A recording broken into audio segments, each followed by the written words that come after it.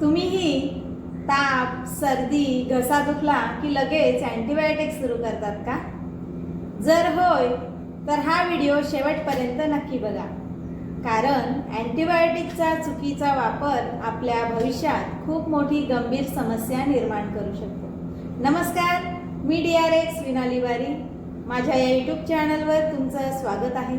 आज आपण जाणून घेणार आहोत अँटीबायोटिकचा योग्य वापर आणि चुकीचा वापर. चला तर मग सुरू करूया. अँटीबायोटिक्स म्हणजे काय?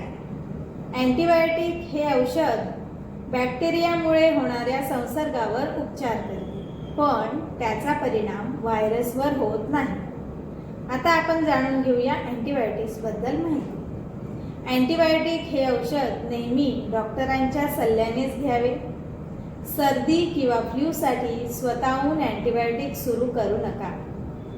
अँटीबायोटिक औषधाचा कोर्स पूर्ण करणे गरजेचे आहे. 2 दिवसात बरं वाटलं म्हणून औषध बंद करू नका. अँटीबायोटिक औषधांचा योग्य डोस आणि योग्य वेळ पाळणे गरजेचे आहे. जुने झालेले किंवा आधी वापरलेले अँटीबायोटिक औषध पुन्हा वापरू नका.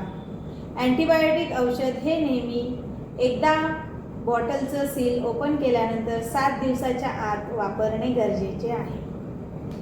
आता आपण जाणून घेणार आहोत अँटीबायोटिक रेझिस्टन्स म्हणजे काय. जेव्हा अँटीबायोटिक्सचा वारंवार किंवा चुकीचा वापर केला जातो तेव्हा बॅक्टेरिया त्याला प्रतिकार करू लागतात. यालाच अँटीबायोटिक रेझिस्टन्स असे म्हणतात. त्यामुळे भविष्यात गंभीर संसर्गावर उपचार करणे कठीण होऊ शकते. एक महत्त्वाची सूचना लक्षात ठेवा, नेहमी ताप आणि सर्दी याच्यासाठी अँटीबायोटिकची गरज नसते. त्यासाठी योग्य निदान आणि डॉक्टरांचा सल्ला महत्त्वाचा असतो. हा व्हिडिओ माहितीपूर्ण वाटला असेल तर लाईक करा, शेअर करा आणि माझ्या DRX विनाली वारी या चॅनलला सबस्क्राईब करा आणि कमेंटमध्ये नक्की सांगा की पुढील व्हिडिओ कोणत्या औषधाच्या माहितीवर पाहिजे. धन्यवाद. भेटूया पुढील व्हिडिओमध्ये.